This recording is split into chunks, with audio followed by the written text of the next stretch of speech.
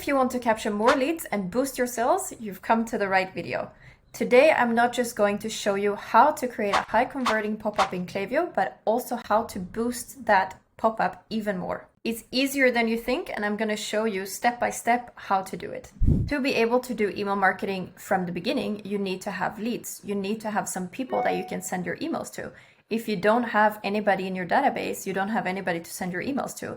So you need to have a system set up for leads generation. So a really good way is to have a pop-up directly set up in Klaviyo. The pop-up captures high quality leads at a very good volume on your website. So the visitors that come on your website can subscribe to this pop-up and they automatically join your database. Something important to notice is that the goal of the pop-up is not to sell the visitor on the product that you're selling, but to sell them on the newsletter. So the goal is to get them into your newsletter, and later on you have the chance to sell your products. That's why in this case we want to keep the pop-up clean, simple, and straight to the point. You don't want to overwhelm the visitor with information in your pop-up. You have the chance to do that later. So keep it clean and keep it simple. Now that we have the basics covered, let's jump into it. All right, so now we're in the Klaviyo dashboard. First, you want to go to sign up forms in the left side menu. You want to click on create sign up form. Either you can create a new sign up form that you will create from scratch, or you can choose one that Klaviyo already has. For this example, I will choose one that Klaviyo has. So here you can see that this is both for desktop and for mobile. So you separate the desktop one and you separate the mobile. So there will be two separate pop-ups. Here you will choose the name and then you will choose your subscriber list. The subscriber list should preferably be the one that is your main list. So I will choose newsletter in this case. What I mean with the main list is the list that you want to collect all your subscribers in. So you have to think about the customer journey. They enter into your website, they get this pop-up, they subscribe to your emails. Which list do you want them to enter into? That list is also going to be the list that's connected to your welcome flow. So this is how the default one looks. I want to make this one stand out. I want to make it a bit more on point for our brand. So here I want to first of all take away the image. I don't want to have that one. Then I want to go into styles. I do want to keep it as a pop-up. I don't want to have, you can also, choose flyout, whatever you prefer. I prefer to have a pop-up. I prefer to have no image because I like to keep mine very clean. I've seen that that works much better for us. To make this one stand out a little bit more, I want to have a background. So I don't want to have a plain white background. I want to have an image. And we want to take away the white space here. So I'm just going to change the image position to cover. Then I'm going to scroll down and here you can choose if you want to have sharp edges or if you want to have round edges. I'm going to put this to 10. And then I also want to have a slight border, a thin border, just to make it kind of stand out from the rest of the background. So I'm going to put this one to solid, and I'm just going to put that to the brand colors, which is 28, 28, 28. And the border thickness is just going to be 1. So you almost don't see it, but you will see it when there is another background, when you see it on the website. Here you can also choose the padding. So if you want to have more or less space up here and on the sides. For the top, I'm going to do 10 and for the bottom as well. And then I'm going to keep the rest to 2020. Then I'm going to move on with the text. I just want to have a title and a subtitle. So a common mistake that I see that people do all the time when it comes to the pop-up is to put way too much text. So if you remember that I said that you don't want to sell them on the product here, you want to sell them on the newsletter. So here you want to give them something for subscribing to your newsletter. Usually people will give their email for something back, right? So what can we give them to receive their email? So here we're going to do 10%. That's standard, but I'm just going to switch up the wording a little bit. Text only, I will do get 10% off your order. And I'm going to decrease this a little bit. I don't want it to be so big. Maybe I'll put that to 45. And then I also want to change this text here. And then I'll put this one maybe to 20. Oops. So basically what I have here is a headline that's big, straight to the point. They see what they get. It's a benefit of subscribing to our newsletter. Underneath, I have a short sentence that just shows them what they get for signing up. So here they receive news, they get early access to product launches and exclusive offers. Now that we have the headline and the subheadline, Ready? We want to move on to this one. I'm pretty happy with this one. I will not add birthday, first name, anything like that. I will just keep it to email. The more steps that a visitor has to do, the more likely it is that they will not do it, that they will not fill in this and give you your email. So you want to take away as much friction as possible, and that's why I just keep the email. And then I will just change the font and the color of this one. Subscribe. And then I just want to change the font. And here I will also change the background color. I will do that too. And here I will also just change the font. I will take away some of the spacing up here, so I'll just do that to maybe 5. So I feel like this one is a little bit long. I want to keep it as short as possible, and I feel like I'll just take away this. We'll just put receive news, access to product launches, and exclusive offers. That's enough. So what you can see here right now is an email address, but if you click on this one, you will see that the actual text that's going to show on the website is email and not this email. So they will understand that they should fill in their own email.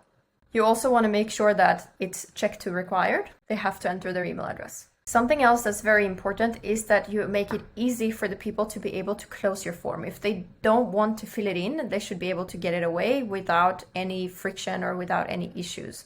So make sure that this one is very clear. I also added a button here that says no thanks. If you click on this one, the action is that the form closes. So that's our first step. Super simple. The text is very short, straight to the point, easy for the people to understand what they should do. So once they have filled in their email address here, they will come to the success step. Here I will just put thank you for subscribing.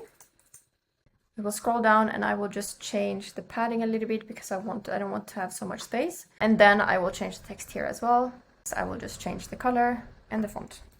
So basically what they can do here, you have to enter the name of the coupon here. So that would be your discount code. So make sure that your discount is set up in your website as well. Here you can either choose a static coupon or a unique coupon. So if you choose the unique coupon, each subscriber will see a different coupon code. If you use the static coupon, everybody will see the same. So maybe here you would put welcome 10.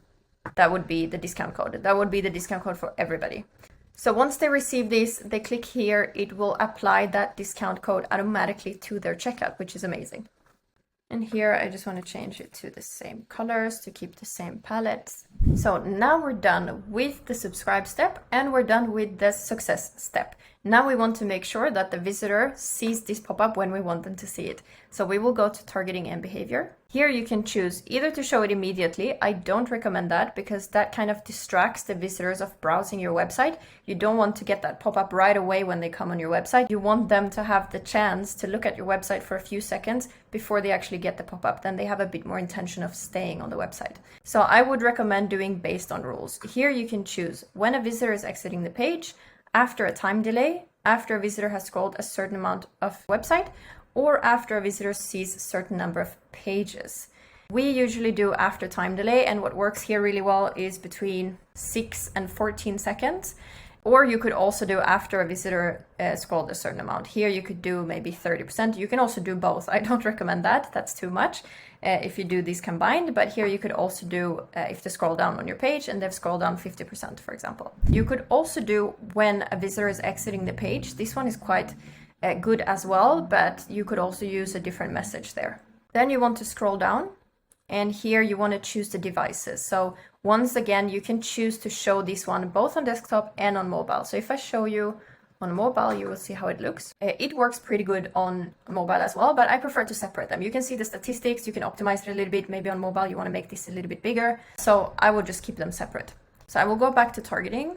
I will scroll down and I will choose desktop only. Here you can see click outside the form to close on desktop. So if the visitor clicks outside of this form, it will close the form. For the success step, you can choose either to have the discount code shown directly here, or that the customer has to go to their inbox and check the email that they receive and collect the discount code from there. I would say that if you have a bit of an issue with deliverability or spam complaints, also if you have the double opt-in on for your list, then they have to go into the email and collect that discount code. So they kind of engage right away with your emails. However, if conversion is the goal, that's the main focus here, then I'd say a discount code right away here on the website in the pop-up is the best. So now we're done with all the settings, we're done with the subscribe step, we're done with the success step. Everything is ready, you would think. But there is one step that I recommend that you do to boost this pop-up even more. That is, if we go up here, you can see there's something called teaser. If I click on teaser here, you can see that this little thing pops up down here. So this is the teaser. If someone clicks on this one, the pop-up will come up and then they can fill in. So if the people don't fill in their email address from the beginning when the pop-up is shown, they close the pop-up, then you don't want to lose the chance of getting those. Maybe they needed more time to browse your website, to make up their mind if they want to purchase or if they want to subscribe. You don't want to lose those people, so you want to have them have the choice here to be able to get that pop-up back again. So what I like to do is to keep the rectangle. I like to put it in the middle. And here you can choose when to show this teaser. After form is closed, before displaying the form, so the pop-up, or before displaying the form and after the form is closed. I keep this one to after the form is closed, since the form is coming up 10 seconds after they come on the website anyway. So if they close the pop-up and they don't subscribe, this one will show up and they have the chance to open it again. I want to show a close button because once again, I want to take away that kind of frustration that people can get if they feel like they have something here and they can't close it. And then I don't like to have this image, so I will just remove that image and I will put a text instead. So here I will put off. You can also play around with the background colors. We did a very, very simple test for one of our clients. We put this teaser with a background of black, and then we put it in a very kind of light green that matched their color palette, and the green one performed much better than the black one. But we did initially think that maybe the black one would perform better since it stands out more, but the green one actually performed much better. So that's an easy test to do as well. Here, I'm just going to choose a random color for this example. Here you can choose the corner radius. I don't like to keep it too squared, but also not too round. Take away that background image. And here I just want to have some space here. So maybe I will even put it to 15 so it's not too much up. So that's pretty good. That's just super simple. Make a teaser, choose your color, choose your text, and then that's gonna float around here. It's gonna stay here until if the customer clicks on this one, it's gonna disappear, but otherwise it's gonna be here, and you have the chance to capture that lead that otherwise you wouldn't have gotten into your database. All right, guys, that's all for this time. Thank you so much for watching, and let me know in the comments what you want to see next, what tutorial video you want me to create, so I will create that for you guys. And don't forget to like and subscribe to my channel. See you in the next video.